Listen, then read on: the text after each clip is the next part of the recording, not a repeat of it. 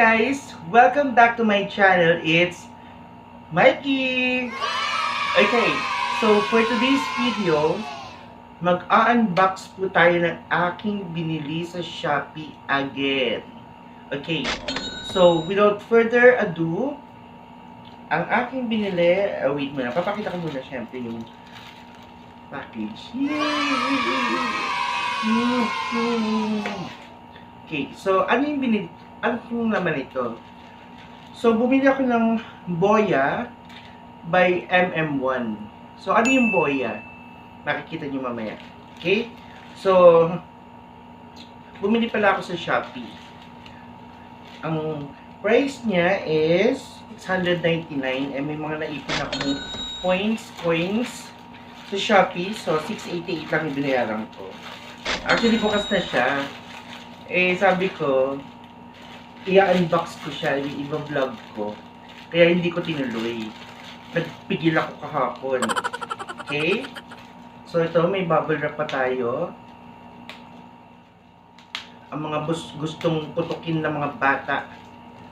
Pag may tumating na galing ng Saudi, na may bubble wrap, nag-aagawa ng mga tayo sa bubble wrap na to. Anyway.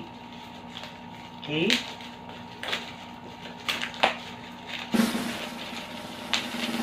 Chan! Ano siya? Ay, nalagyan. So, here you go, guys. Boya Universal... Ano ito? Hindi ko mabasa. Boya Universal Cardioid... Ano ba yan? Cardioid microphone. Cardioid. Whatever. Kung paano siya basahin. Okay. So, anong laman niya? By the way, before anything else, ang features niya is compatible with smartphones, tablets, DSLR cameras, consumer camcorders, audio recorders, etc. Then, compact and lightweight directional mic. It has a rugged metal construction. No battery required, and professional furry windshield included. So, ang specifications naman niya, this is a polar pattern, is cardioid, yung kanina hindi ko mabasa. And then, frequency response is 35 to 18 kilohertz. Then, plus minus 3 decibels. Taray! Hindi ko alam yun. Next. Sensitivity, negative 42 decibels, plus minus 1 decibel, and then 0 decibel is equals to 1V/PA 1 kilohertz. Actually, ito ibig sabihin yan. Charot, hindi ko alam. Next, signal to noise ratio. Okay. Signal to noise ratio, 76 decibel SPL. Di ba decibel nga pala yun yung sa dagat? Decibel yun. Okay. Plug. 3.5 yung plug niya. 3.5 mm TRS and TRRS connector. So noon di ko alam meaning nito, ngayon alam ko na. Ang TRS yata is yung connector sa camera. Oy! Yan. Tapos yung TRRS is for the cell phones. So, papakita ko mamaya kung paano nyo natin madi-distinguish.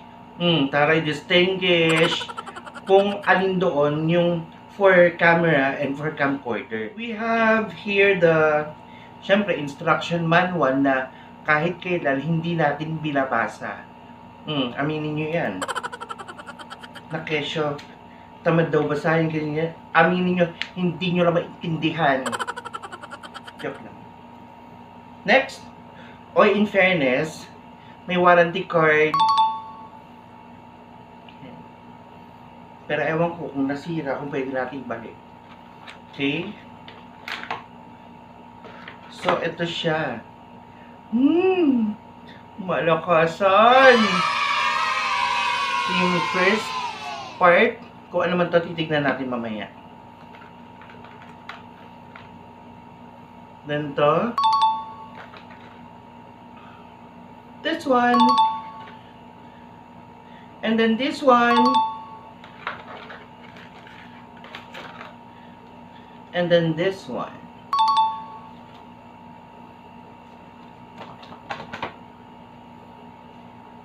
Okay.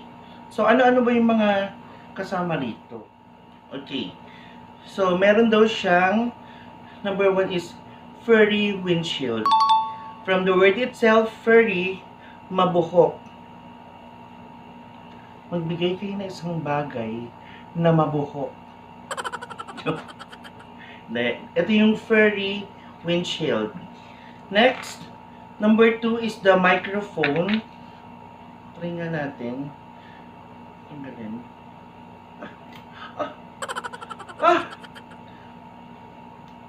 Fairness, bakal siya. Microphone. Okay? Then, number 3 is yung 3.5mm audio jacket. Number 3. Audio jacket. Audio jacket. Number 4 part is the shock mount. Okay? Baka masira. This is the shock mount. Yung kabitan. Number 5 is the 3.5mm audio output cable. Number 5.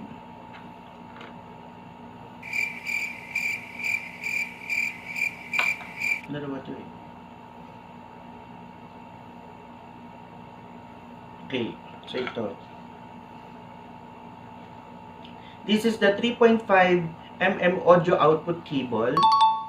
And then number 6, this is the 3.5 to TRS audio output cable.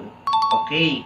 So remember kanina, sabi ko, how will we know if ano yung pang-camera, pang-camera, and then kung ano yung pang-Android phone. So malalaman natin sa dalawang black na nasa mismong jack. Pag dalawa, guys, pang-camera. Pag tatlo, pang-Android. So, ito ang kailangan ko. Wala pa naman akong camera eh. So, ito. Okay. And then, number 7 is the 3.5mm to TRSS audio output cable. Ito na nga yan. Yung pang-camera.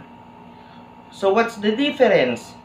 Yung 3.5mm TRSS connector is for smartphone, tablet, or Mac. Pakahirap pa ako nandito naman pala. Kaya, importante basahin ng user manual. And next.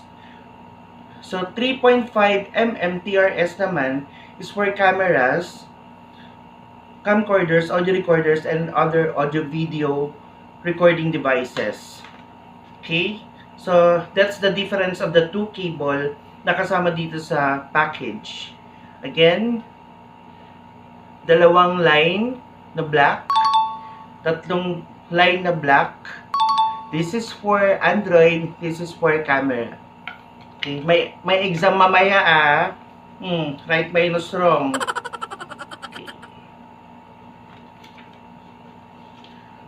Okay. So tingin ko yun yung importanteng parts. Then, kabit na ulit natin si ano. Lo, paano ko ito ibabalik?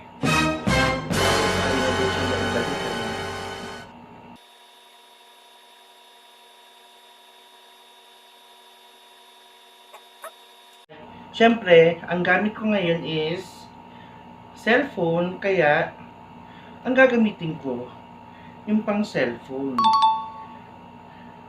And guys, meron siyang tag dito. Nakikita nyo? Phone. Okay? So sa mga hindi nakabasa ng manual, user-friendly itong Boya. Sobrang naiintindihan mo siya without reading the instructions manual. Andito siya nakalagay phone. So, this is for the phone. So, let's try i-differentiate yung without mic, with mic na may fur, and then yung with mic without fur. Right now, nakabukas yung aircon ko. Alam ko sagap yung aircon ko dito sa audio eh. So, let's try. This is my normal voice without the mic. Sound check, mic check. Bubulong ako. Sound check, mic check. Without the mic. Ngayon, kakabit ko na siya. Okay, so nakakabit na yung mic natin.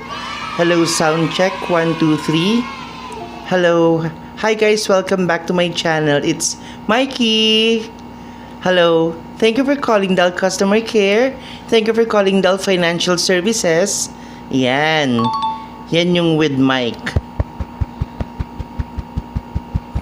With mic na merong fur. Fur windshield ba yun? Kalimutan ko na yung binasa ko kanina. Yan. Try naman natin ngayon yung without fur. Without furry eklabu. So, without the furry eklabu. Dali lang. Without the fur. Ito naman siya ngayon. Hi guys, welcome back to my channel. It's Mikey. Okay, so thank you for calling Dal Customer Care. This is Mikey. Thank you for calling Dal Financial Services. This is Mikey. How can I help you?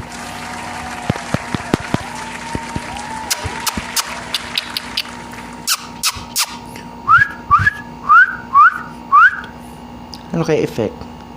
Okay, so that is without the fur. So guys, yun, na-determine na natin, narinig na natin yung differences ng voice ko dito sa video, yung without mic, yung with mic na with furry windshield, and yung with mic without furry windshield. So, ang napansin ko, eto like this, tinanggal ko na muna yung mic. Napaka-wide yung boses ko. Parang may echo all over the world. All over the place. Napupuno nung boses ko itong kwarto. Yung mic with fur, with furry windshield, parang ang nangyari kasi, ano to? Kinalikot ko yung loob ng furry, may foam sa loob. So, syempre, literally, pag pinasok yung mic doon, natatakpan siya. So, mas ideal ito sa mga nagbablog or ako, pag nagblog ako sa labas, minimize niya yung ingay. It has a noise reduction effect or noise reduction feature. Kahit gaano kaingay ng bus, ng hangin, kung malakas, tinatanggal niya because of the furry windshield. Kaso nga lang, pag tinanggal mo yung furry windshield, yon mas malakas na yung tunog kanina compared dun sa first two. Kaya yun yung difference nung tatlong sinubukan natin by using this Boya mic. So guys, I think that's all for my video. Sana kapag-share ako sa mga new YouTuber ng tips kung anong pinakamagandang mic na bibili. Kung nag-enjoy kayo sa video na ito, please don't forget to subscribe, click the bell button, like, and share this video for more updates coming from me. So guys, thank you and maraming salamat sa mga subscribers ko. Have a wonderful day. God bless. Goodbye.